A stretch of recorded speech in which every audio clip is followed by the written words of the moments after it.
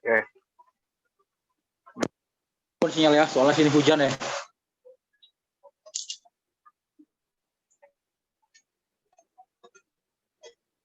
Dengar kah?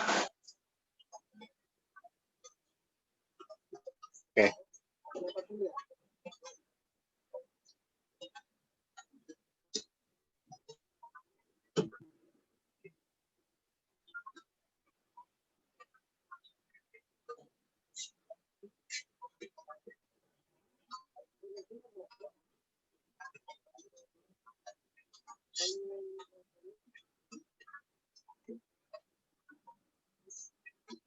Aku udah buka nggak apa-apa.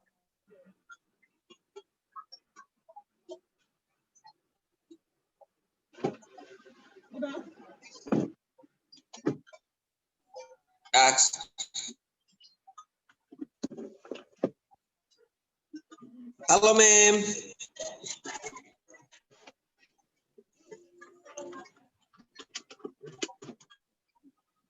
Ayo mulai, Maro.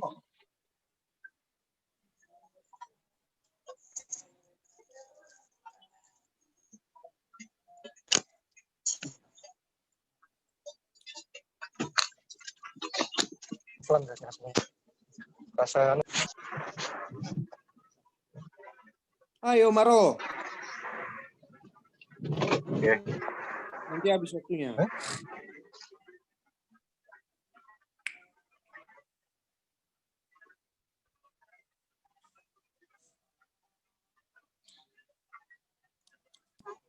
Udah siap? Siap, Tase. siap. Ini Maro nih. Oke, kita mulai ya. Yo. Baik. Shalom semuanya, selamat malam semua. Bertemu kembali bersama dengan konsep Cohenser People dan juga Pendeta Hamilton Pardusi. Dan kita sekarang memasuki pada pelajaran sekolah sahabat yang baru, yaitu kitab Yesaya dengan judulnya adalah Hiburkanlah Umatku. Dan pada kesempatan kali ini yang akan membawa ringkasan materi sekolah sahabat dibawakan oleh pendeta muda Jimmy Huta Barat. Dan kita akan mulai mendengarkan ringkasan sekolah sahabat dan doa buka akan dipimpin oleh pendeta muda Jeremy Huta. Dipersilakan.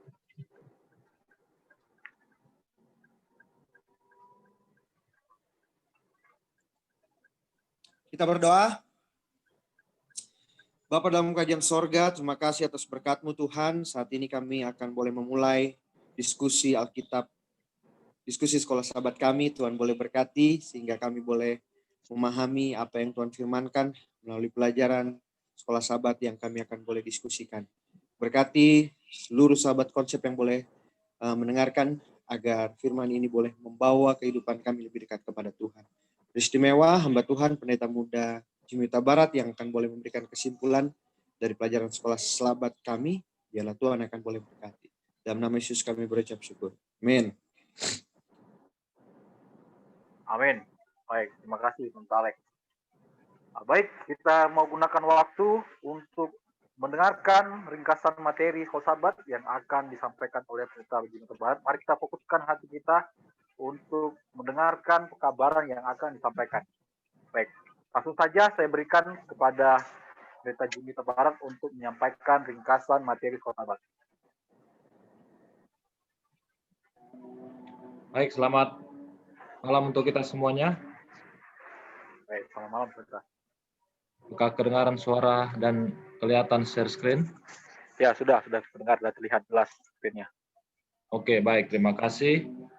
Pada malam hari ini kita bersyukur kepada Tuhan yang memberikan kepada kita waktu, kesempatan, dan juga anugerah sehingga di malam ini kita dapat kembali bertemu lewat pelajaran sekolah sahabat dalam program konsep Cohenser People. Dan bersama saya, Jimmy Huta Barat, akan membahas pelajaran yang pertama dari sekolah sahabat kita di kuartal yang baru, yang berjudul Yesaya Hiburkanlah Umatku. Jadi kita sudah masuk ke dalam buku sekolah sahabat yang baru, dan pelajaran pertama kita akan bahas pada malam hari ini.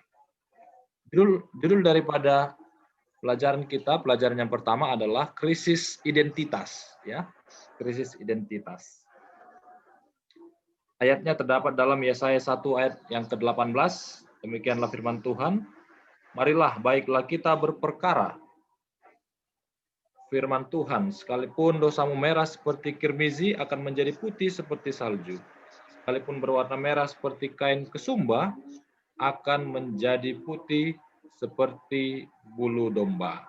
Ya, dari ayat ini kita bisa melihat bagaimana dari tadinya merah sudah menjadi putih. Ya, merah kirmizi, putih salju, merah kesumba, putih bulu domba. Baik, kita masuk ke pelajarannya. Di mana Tuhan berfirman kepada Israel dan mengundang Israel untuk berperkara dengan Tuhan. Tuhan siap mengampuni Israel ini jika mereka mau datang dan minta ampun kepada Tuhan.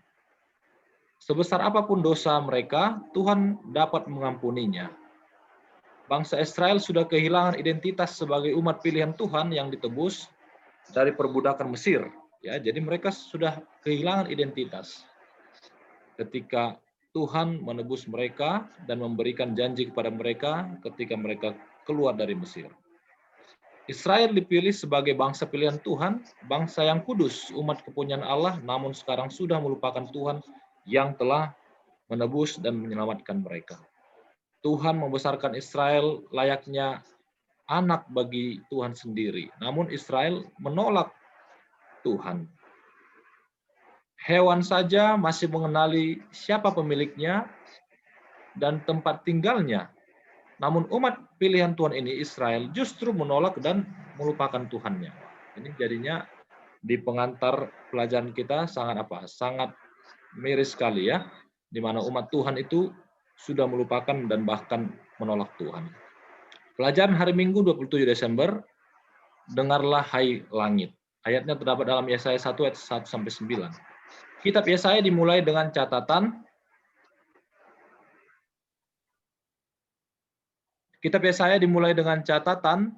penting tentang diri penulis.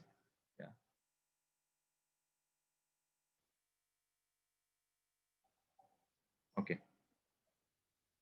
Penulisnya adalah Yesaya bin Amos yang hidup selama pemerintahan raja-raja Yehuda seperti Uzia, Ahaz, dan Hizkia.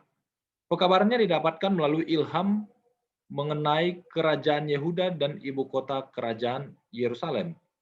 Yesaya menyoroti kehidupan jasmani dan rohani bangsa Israel yang sudah menjauh dari Tuhan. Jadi kalau kita melihat di pembukaan buku Yesaya ini, dia berusaha mau melihat bagaimana sudah merosot kehidupan daripada bangsa ini. Yang tadinya mereka bangsa pilihan Tuhan, tetapi sekarang turun lambat laun sudah anjlok di dalam kehidupan kerohaniannya. Tuhan sudah membesarkan Israel seperti seorang anak, namun mereka menyembah berhala dan dewa-dewa. Ya. Akhirnya mereka jauh dari Tuhan. Tetapi Tuhan tidak membiarkan. Tuhan kembali mengundang Israel untuk mengadakan penyelamatan bagi mereka sesuai dengan janji yang sudah Tuhan buat. Perjanjian itu antara yang kuat dengan yang lemah, bukan yang kuat dengan yang kuat. Saksi dari perjanjian itu adalah langit dan bumi yang juga ciptaan Tuhan. Jadi Tuhan mau membuat kembali bangsa ini kepada Dia, kepada Tuhan penciptanya ya. Baik. Pelajaran selanjutnya Senin 28 Desember, ritual yang buruk. Ayatnya terdapat ayat Yesaya 1 ayat 10 sampai 17. Israel melakukan dosa yang tidak jauh berbeda dengan dosa-dosa yang dilakukan oleh penduduk Sodom dan Gomora. Tuhan menyamakan Israel dengan Sodom dan Gomora. Wah, ini sudah sangat luar biasa ya. Layaknya Sodom dan Gomora yang dihancurkan, Israel pun seperti itu juga. Tampak dari luar Israel merupakan bangsa yang rohani karena mereka setia melakukan tuntutan keagamaan. Namun, Yesaya berkata bahwa korban-korban itu baunya merupakan kejijikan bagi Tuhan. Lihat saudara-saudara, teman-teman, sahabat konsep, ya, yang tadinya Tuhan senang dengan korban bakaran, bahkan juga dengan lemak yang dibakar, baik itu lembu atau kambing atau domba, tetapi sekarang merupakan kejijikan bagi Tuhan. Tangan yang mereka gunakan berdoa dan tangan yang mereka gunakan juga untuk korban-korban itu adalah tangan yang sama yang mereka gunakan untuk menyakiti orang lain dan bahkan untuk menyakiti hati Tuhan. Dan tangan mereka itu adalah tangan yang penuh dengan hawa nafsu. Dosa terhadap orang lain juga merupakan dosa terhadap Tuhan. Mereka yang melakukan ritual tanpa disertai pertobatan sedang melakukan kebohongan. Nah, ini sering sekali dalam kehidupan kita melakukan secara ritual saja, tapi tidak disertai dengan pertobatan di dalam hati, dalam kehidupan, dan itu sebuah kebohongan. Ritual yang dilakukan menunjukkan kesetiaan, namun perilaku yang tidak seirama telah menjadi bukti perjanjian yang telah rusak. Ya. Jadi harus seirama ritual dengan kehidupan. Selasa, argumen pengampunan. Yesaya 1 ayat 18. Israel kedapatan bersalah karena sudah melanggar perjanjian mereka. Tuhan memanggil mereka untuk bertobat. Dipanggil kembali, mari datang kepadaku. Baiklah kita berperkara. Ya. Ketika panggilan pertobatan disampaikan, itu berarti ada harapan yang diberikan Tuhan. Jadi sebenarnya masih ada harapan, bukan langsung dihancurkan. Marilah kita berperkara, mengartikan bahwa Tuhan masih berupaya menyelamatkan mereka yang sudah melanggar perjanjian itu. Melalui perkataannya, Allah ingin agar Israel dibawa kembali untuk dimurnikan dalam kehidupan mereka secara moral atau tingkah laku mereka.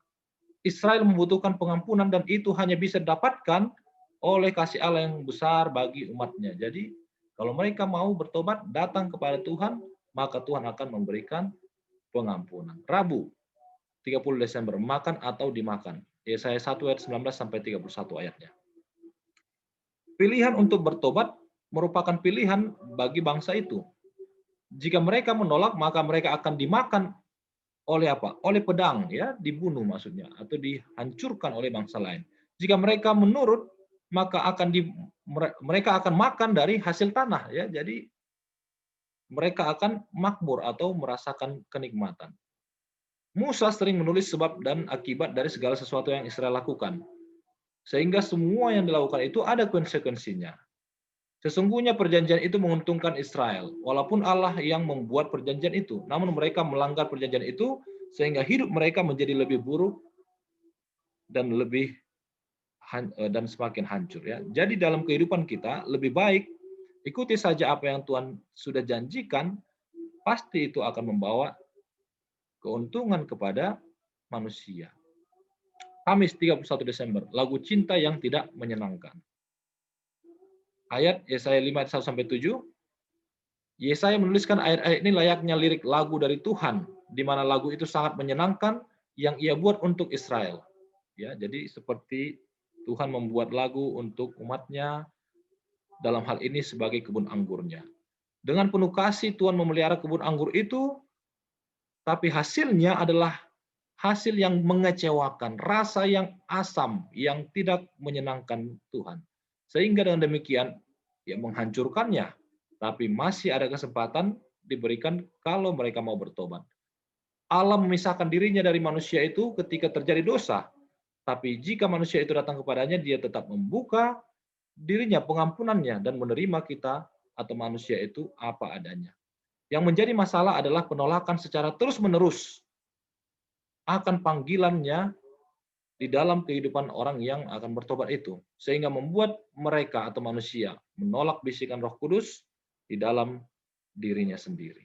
Baik, sebagai kesimpulan atau pendalaman pelajaran kita, umat Allah sudah memisahkan diri dari Tuhan. Itulah sebabnya umat Allah ini sekarang berada pada arah yang tidak pasti dalam kegelapan. Ya, Israel sedang berada dalam arah yang tidak pasti. Mau kemana mereka? Hidup dalam kegelapan. Tidak lagi ada terang di dalam hidup mereka. Mereka sekarang berada dalam kebodohan dan merasa bersalah. Sudah jauh dari Tuhan dan bahkan terlalu jauh. Sehingga kalau mau kembali sudah sangat sulit. Dan apa yang terjadi? Iblis mengambil kesempatan ini untuk memengaruhi daripada Israel. Bahkan juga manusia yang sudah merasa jauh dari Tuhan. Sehingga itu membuat manusia itu menuntut bahwa Tuhan ternyata tidak punya kasih dan tidak punya belas kasihan dan pengampunan. Ya, dan ini berbahaya. Kenapa? Karena kita sudah tidak lagi akan mendapatkan jaminan keselamatan. Sehingga kita akan binasa kalau kita tidak segera berbalik, dan bahkan iblis sudah menguasai kehidupan kita. Inilah mungkin pelajaran yang dapat saya bawakan sebagai pengantar. Untuk selanjutnya kami serahkan kepada moderator. Terima kasih. Baik, terima kasih Pendeta Jimmy yang sudah memaparkan ringkasan Sekolah Sabat. Ya, cukup menarik sekali ya apa yang kita pelajari sepanjang minggu ini, ya, terkait tentang Israel dan Yehuda, di mana ada ungkapan Allah, ya, ungkapan Allah yang mau ya berperkara dengan mereka. Namun Tuhan tidak mau langsung menghukum atas pelanggaran mereka, ya.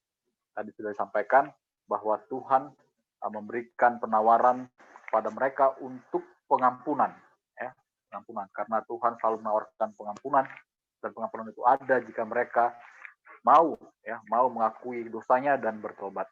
Baik, mungkin ada di antara kita yang tergabung di Zoom ini ingin memberikan pertanyaan ataupun memberikan tambahan untuk kita bisa berdiskusi dan mendalami pelajaran kita sepanjang minggu ini.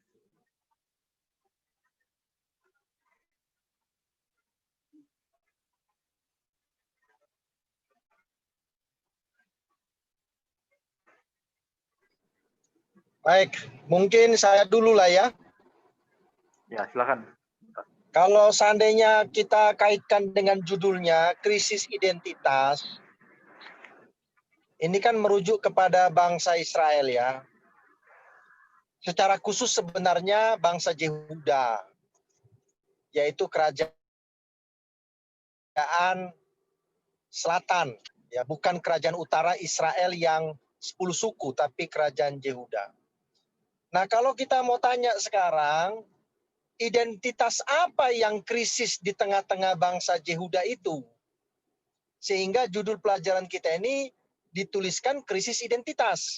Berarti kan ada identitas khusus yang dimiliki oleh bangsa Yehuda yang itu sekarang sedang krisis dalam zaman Nabi Yesaya. Nah, kalau saya mau bertanya kepada kita saat ini, kira-kira krisis identitas apa gitu?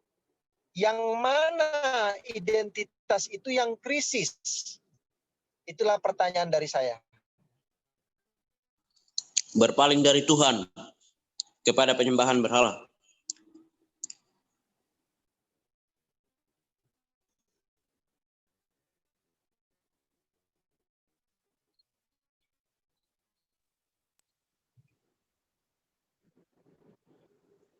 Ya, jadi identitasnya yang mana ya?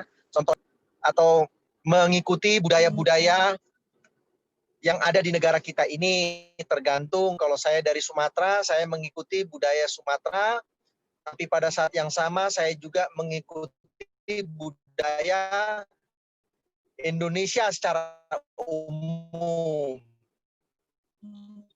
Nah, kalau dibilang bahwa Pendeta Pardosi sudah krisis identitas sebagai bangsa Indonesia, kira krisis identitas sebagai bangsa Indonesia.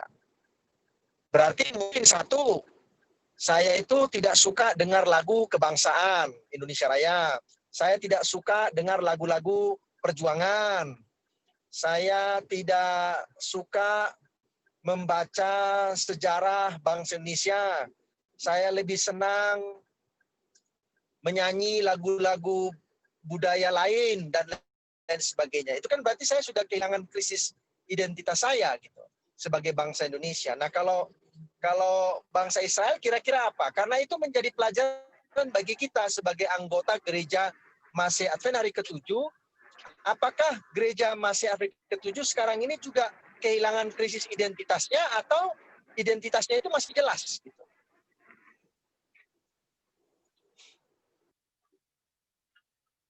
Oke, baik. Terima kasih, Sir, pertanyaannya. Ya, mohon ditanggapi kepada pemateri atau kita semua yang ingin memberikan tanggapan.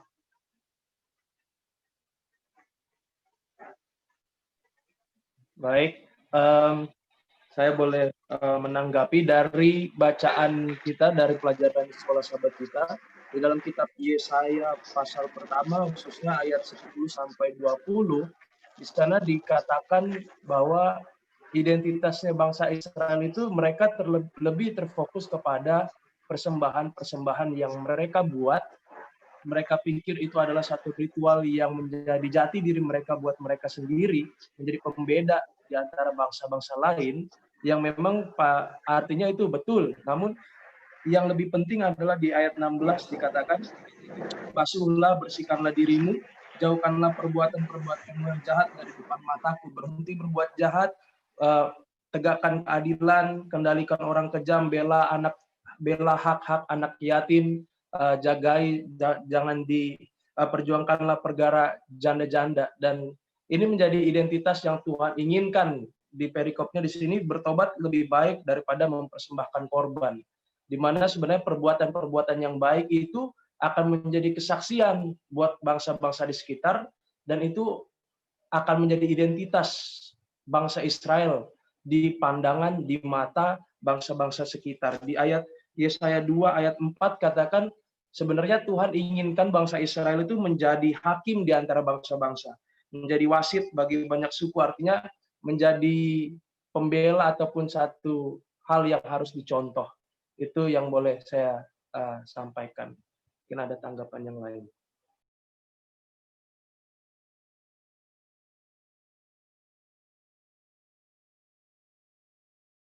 Terima kasih Pendeta Jeremy yang sudah memberikan tanggapan bahwa ya, tadi disinggung ya, mereka melakukan ritual, namun mereka lupa apa yang Tuhan mau minta, ya, mau minta dari hidup mereka, yaitu ya, keadilan, ya, keadilan dan juga berbuat kasih, ya, membela yatim, ya, membela janda-janda, ya. Ini juga mungkin ada hubungannya dengan karakter Allah, ya, karakter Allah, karena sebagai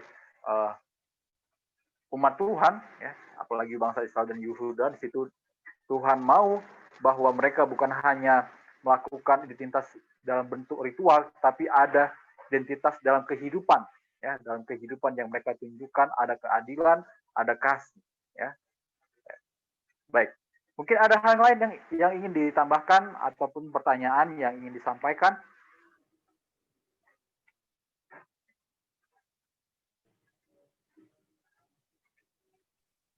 Ya, memang Oke.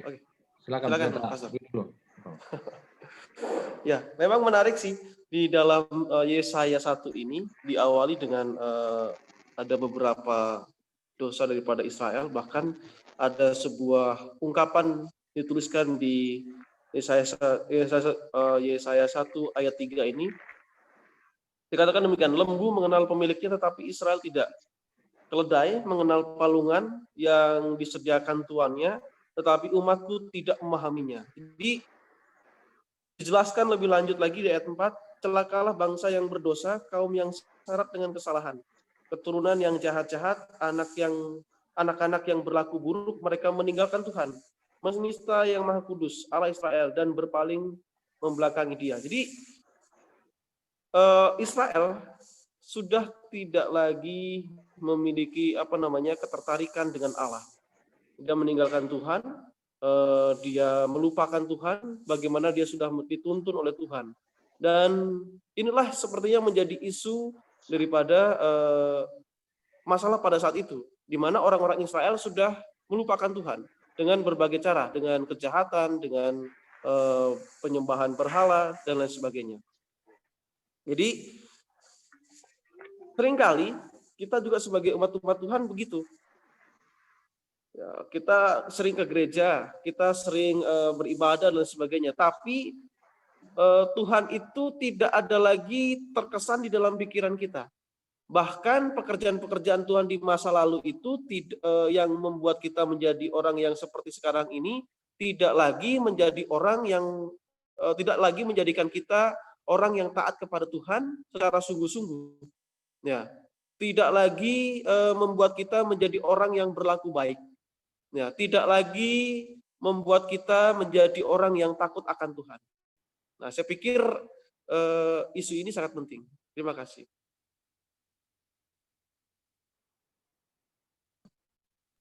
Baik, terima kasih Pendeta Dwi yang sudah memberikan tanggapan. Ya. Menarik juga yang perlu kita pahami di sini bahwa dalam pasal yang pertama, pasal pertama bahwa Tuhan tidak mengindahkan persembahan yang dipersembahkan oleh Israel. Ya. Bahkan Tuhan mengatakan di sini bahwa persembahan mereka itu mendatangkan kekejian bagi Tuhan. Ya. Tuhan sudah muak dengan persembahan mereka. Nah, lalu Tuhan juga mau agar mereka terlebih dahulu untuk melakukan pembersihan dari hidup mereka, hidup mereka. Baik, saya mau bertanya dulu, apakah maksud dari ayat hafalan kita, Yesaya 1:18 di sana Tuhan mau berperkara dan Tuhan mau bersihkan, bersihkan. Ada di situ kata merah lalu berubah menjadi kata putih. Apa kira-kira maksud dari istilah merah dengan berubah menjadi putih? Kira-kira apa yang Tuhan mau sampaikan dari kata merah, berubah dari dosa putih merah lalu berubah menjadi putih? Kira-kira apa maknanya yang Tuhan mau sampaikan dalam ayat hafalan kita di pelajaran kita pada minggu ini?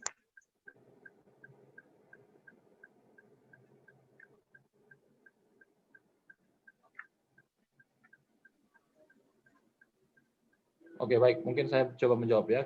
Apa maksud daripada merah? Ya. Lalu kenapa dikatakan berubah menjadi putih?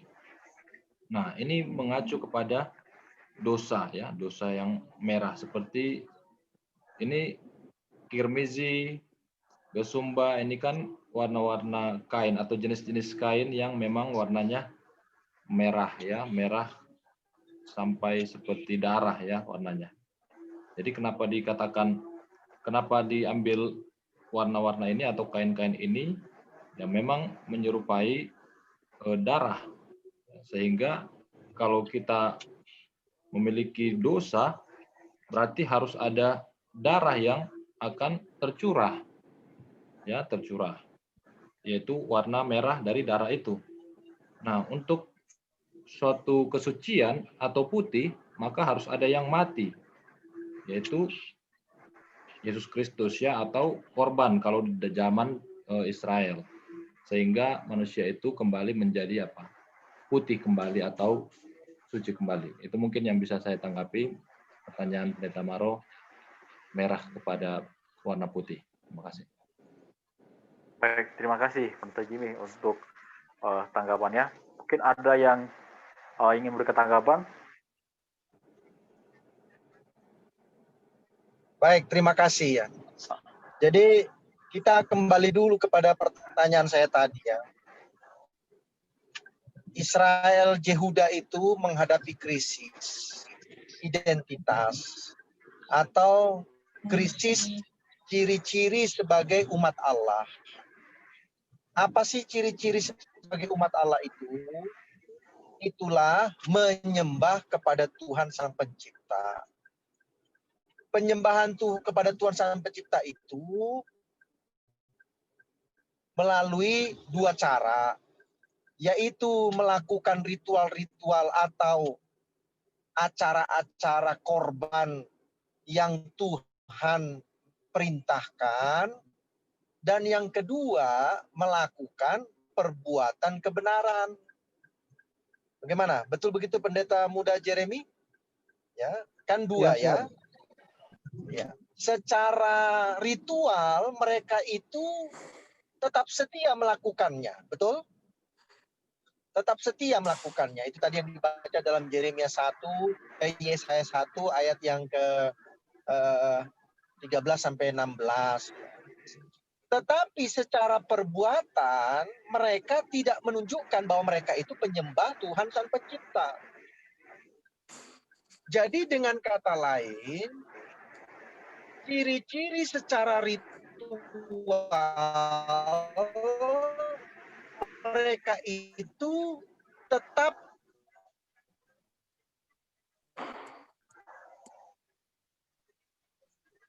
bagus.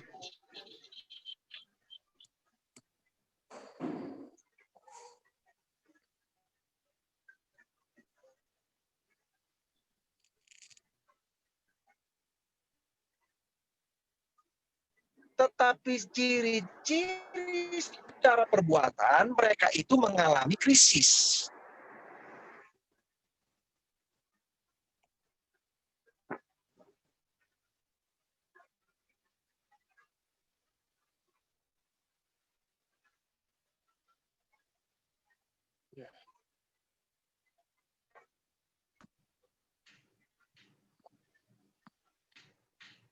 Ya, sepertinya server Pardosi terputus. Ya, ada kendala sinyal mungkin. Boleh? Protokol, moderator, silakan. Oke, Suara baik. terdengar? Oh ya, Oh, Sir. itu Oke, Sir. Sir.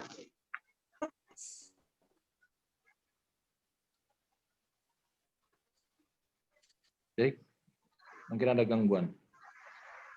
Gangguan ya. Oke, kita menunggu sebentar. Suara saya terdengar? Ya, kedengaran, Sir. Silakan, Sir. Lanjut, Sir. Sudah terdengar ya? Nah, kalau kita zaman sekarang, ada ciri-ciri ritual secara luar, ada ciri-ciri secara kebenaran, perbuatan kebenaran. Ritual itu apa? Ya, kita kasih persembahan, kasih persepuluhan. Ya, lalu mungkin ya gereja Advent tidak menganjurkan menggunakan kalung, pakai kalung ada lambang salibnya, ya. Lalu mungkin mobilnya dikasih stiker-stiker ayat Alkitab supaya ketahuan itu mobil pengikut Yesus. Ya. Nah, itu kan ciri-ciri ya, sehingga orang tahu, oh ini mobilnya mobil orang Kristen. Lalu kalau saudara tulis di mobil saudara itu stiker GMHK, dari jauh saya bisa tebak, ini pasti mobilnya orang Advent. Ya, karena ada ciri-ciri luarnya gitu. Tapi di mata Tuhan, bukan itu yang penting.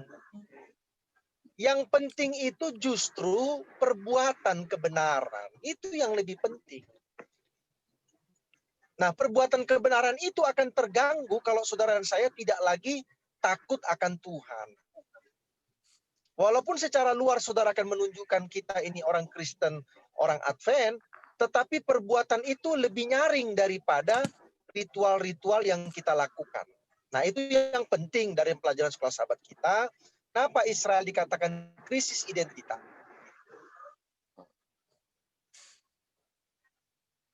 Identitas apa yang krisis? Ya. Dan itu dipengaruhi oleh mereka tidak lagi takut akan Tuhan. Tadi ada yang katakan mereka berbalik dari Tuhan. Mereka tidak mengenali lagi Tuhannya. Seperti seorang anak yang dibesarkan dan setelah besar dia melupakan orang tuanya. Nah, sekarang mengapa dosa itu dilambangkan dengan warna merah? Ya. Kok enggak warna hitam? Ya. Kalau hitam kan lambang kegelapan, kematian. Ya. Kalau merah itu ya kita kaitkanlah dengan darah. Ya. Tanpa darah tidak ada penebusan. Ya. Tanpa darah tidak ada pengampunan dan lain sebagainya. Jadi dikaitkannya ke situ karena darah itu melambangkan pengampunan ya dari Yesus Kristus. Makanya dikatakan tanpa darah tidak akan ada apa? Pengampunan. Terima kasih. Baik, terima kasih, Sir, untuk tanggapannya. Saya rasa kita sudah di penghujung acara karena waktunya sudah tiba, kita harus mengakhiri. Baik, saya langsung saja ke Pendeta Jimmy Huta Barat untuk memberikan closing statement. Nanti kemudian dilanjutkan oleh Pendeta Pardosi, dan kemudian kita akan tutup dengan doa.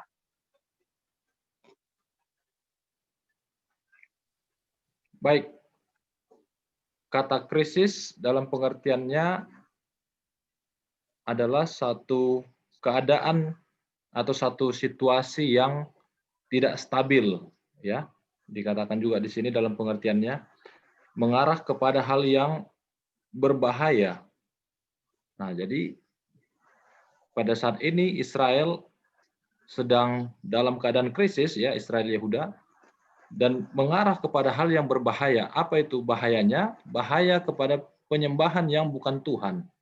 Sehingga ini akan membuat mereka kehilangan identitas mereka sendiri, yaitu penyembah akan Tuhan. Dan ini menjadi aplikasi bagi kita bahwa kita pun sebagai Israel rohani, jangan sampai kita kehilangan identitas diri kita.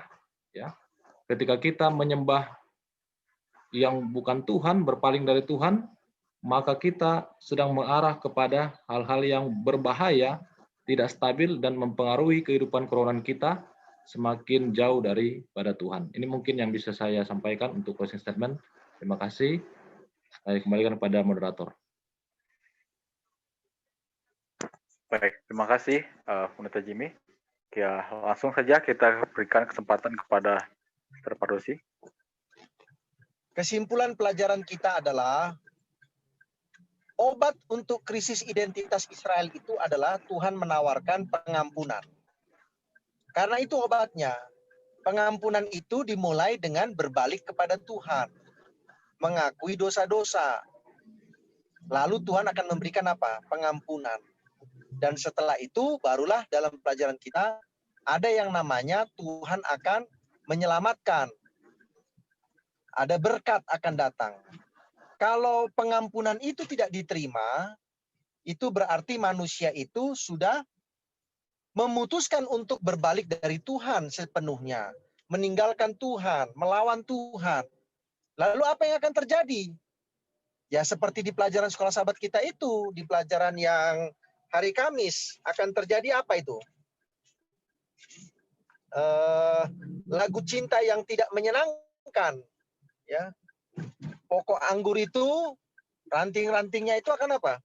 Akan dipotong ya karena muncul anggur-anggur liar kan. Oleh sebab itu aplikasinya bagi kita adalah kalaupun kita sebagai anggota gereja Masih Advent ke-7 ternyata kita ini juga sekarang krisis identitas sebagai umat-umat gereja Masih Advent ke-7, maka Tuhan juga menawarkan hal yang sama, yaitu pengampunan. Ya. Sekalipun dosamu merah seperti kermizi, Tuhan tidak peduli. Tuhan akan ampuni, asal kita mau berbalik kepada Tuhan, bertobat, datang kepada Tuhan. Dan setelah itu, maka datanglah berkat dari Tuhan. Tetapi kalau kita mengeraskan hati, tidak mau menerima pengampunan itu, ya konsekuensinya hukuman. Jadi hukuman itu bukan kebencian dari Tuhan. Itu adalah konsekuensi perbuatan dosa kita. Kasih Tuhan itu tetap. Itulah sebabnya dia menawarkan pengampunan. Oleh sebab itu, mari kita menjaga identitas kita sebagai umat-umat Tuhan, khususnya Gereja Masih Advent hari ke-7. Identitas itu bukan hanya secara luar. Perlu juga kita tunjukkan identitas kita secara luar.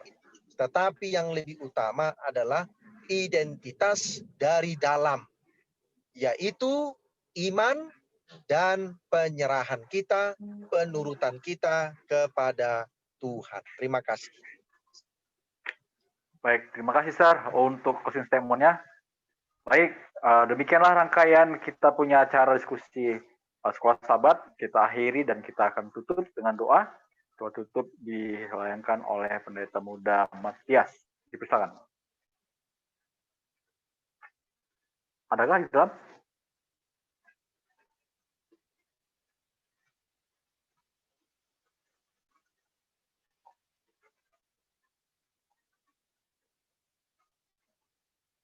Baik, mungkin ganti saja ya karena beliau sedang tidak kelihatan. Oh, sudah. Oke. Pendeta Matias, boleh layangkan doa tutup? Oke, mari kita berdoa. Maha besar Tuhan Allah kami yang ada di sorga, kembali lagi kami naikkan syukur kepadamu Tuhan, oleh karena Tuhan memberkati kami sepanjang diskusi sekolah sahabat ini dan boleh selesai dengan baik. Biarlah roh Tuhan juga menolong kami untuk kami hidupkannya menjadi kemuliaan bagi Tuhan dan berkat bagi orang lain. Doa pengharapan kami dalam nama Yesus kami berdoa. Amin. Amin. Baik, terima kasih bagi kita semua yang telah bergabung di Zoom maupun melalui Facebook dan nanti akan tonton di YouTube. Semoga tayangan ini akan menguatkan kita menjadi pribadi yang lebih setia di hadapan Tuhan secara khusus melalui perbuatan kita sehari-hari. Sampai bertemu kembali pada minggu depan. Ya, semoga kita semakin bertumbuh dalam iman.